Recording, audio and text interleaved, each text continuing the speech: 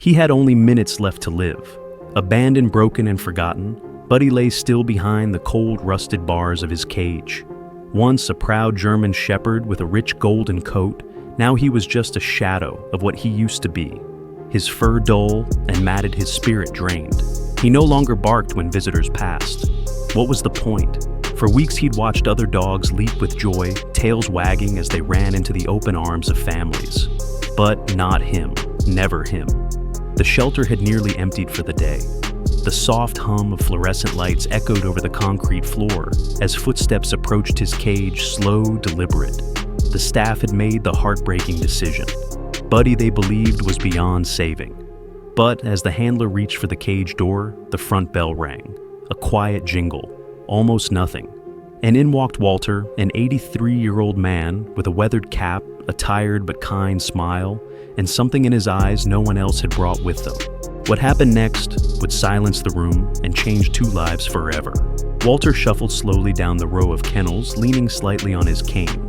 The shelter worker followed behind, unsure why a man his age would come looking for a companion here. Most visitors wanted puppies' playful, fresh starts, but Walter wasn't looking for young. He was looking for real. His gaze passed over barking dogs and hopeful eyes.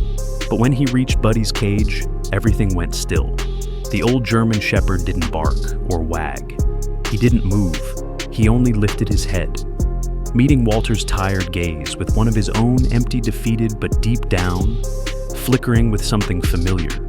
Loneliness? Walter took a slow breath. "May I meet him?" he asked gently. The staff hesitated. "Sir, he's not like the others. He hasn't shown interest in anyone. He's scheduled for..." "I know," Walter interrupted, not unkindly, "but I'd like to try." The cage door creaked open. Buddy didn't rush out. He stood slowly, his legs stiff from cold and neglect.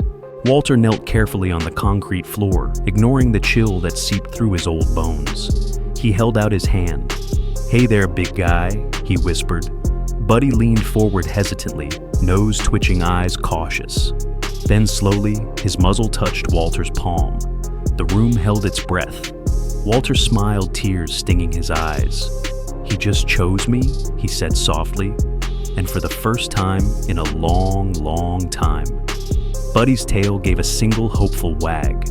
Walter sat cross-legged on the cold concrete floor, his hand still resting gently on Buddy's muzzle. The old dog didn't move away. He simply breathed slowly, deeply, as if the warmth of that touch was something he hadn't felt in years.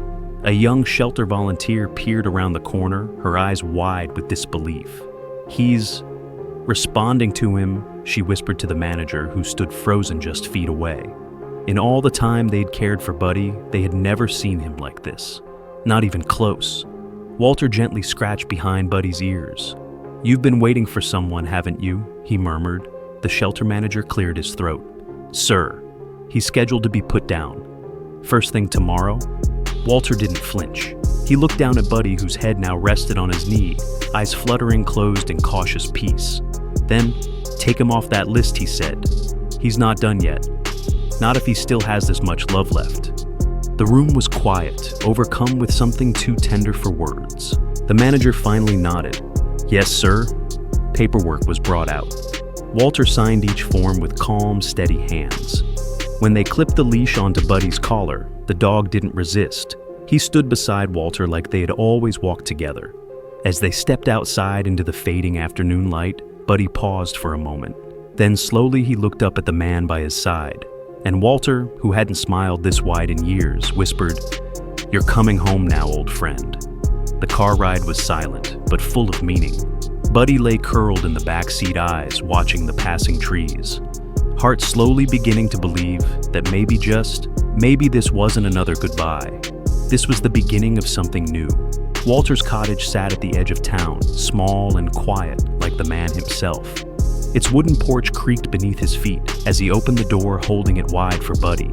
The old dog stood still for a moment, sniffing the air, hesitant. Then, as if sensing he belonged, he stepped inside.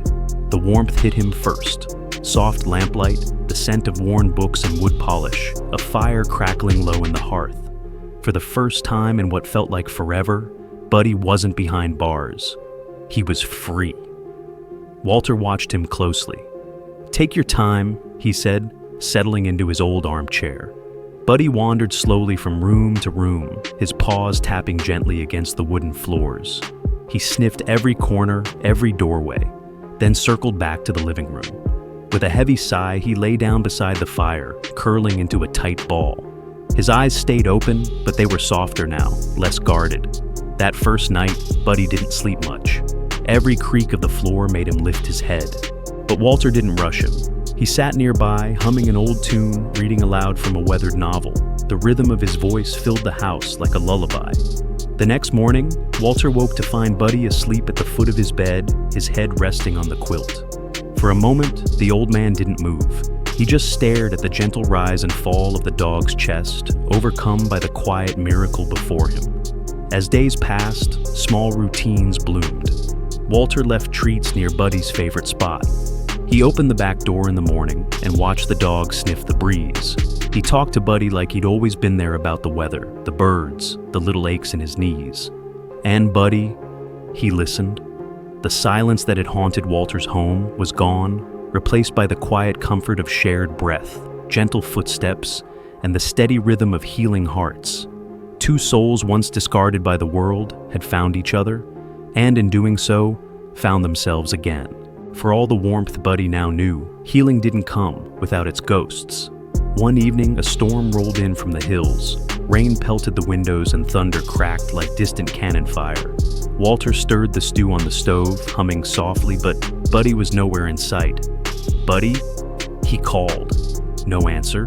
He found him moments later, curled in the darkest corner of the hallway, trembling.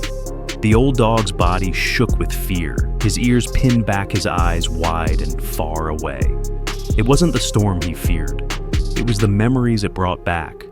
Walter knelt down slowly, knees creaking, and placed a calming hand on Buddy's back.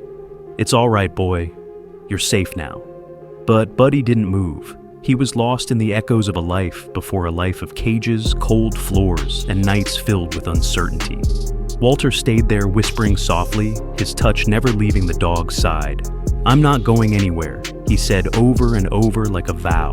Eventually, Buddy let out a long, shaky breath and leaned his weight against Walter's chest. The thunder still rolled, but it no longer felt like the end of the world. It felt like something survivable together.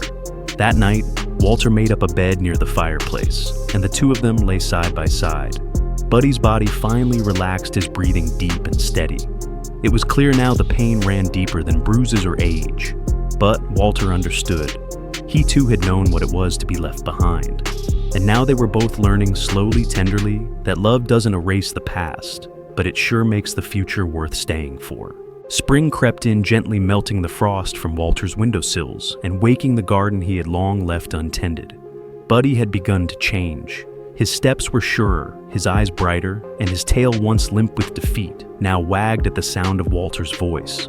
But it was the morning Walter found Buddy waiting at the door with his leash in his mouth that truly marked a turning point.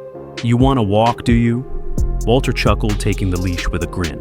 They strolled down the quiet lane together, side by side.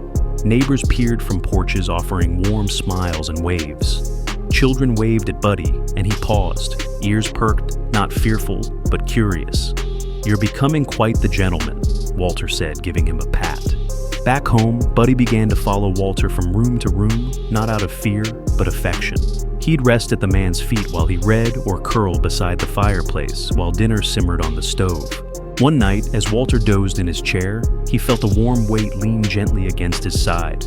Buddy had laid his head in his lap, sighing contentedly.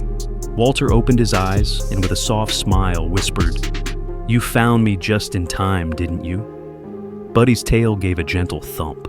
It was in that quiet moment, wrapped in the flickering firelight, that Walter knew what had begun, as a rescue had become a homecoming, for both of them. The story of Walter and Buddy reminds us that no one is ever truly beyond saving, not a person, and not a dog. Both had been forgotten by the world, Walter an elderly widower living in silence, Buddy an abandoned soul deemed unworthy of a second chance. But it only took one moment of kindness, one act of recognition, to begin the journey back from despair. In our fast-paced lives, it's easy to overlook those who seem too broken, too old, or too far gone. But connection has the power to heal wounds deeper than we can see. Whether it's extending a hand to a neighbor, adopting an aging pet, or simply showing up for someone when no one else will, we are reminded that love and patience can breathe life into forgotten hearts. This story encourages us to look beyond appearances and into the quiet corners where loneliness lives. Sometimes the greatest healing doesn't come from fixing what's broken, but from walking alongside someone showing them they are not alone. Because often when we reach out to save another, we end up saving ourselves too.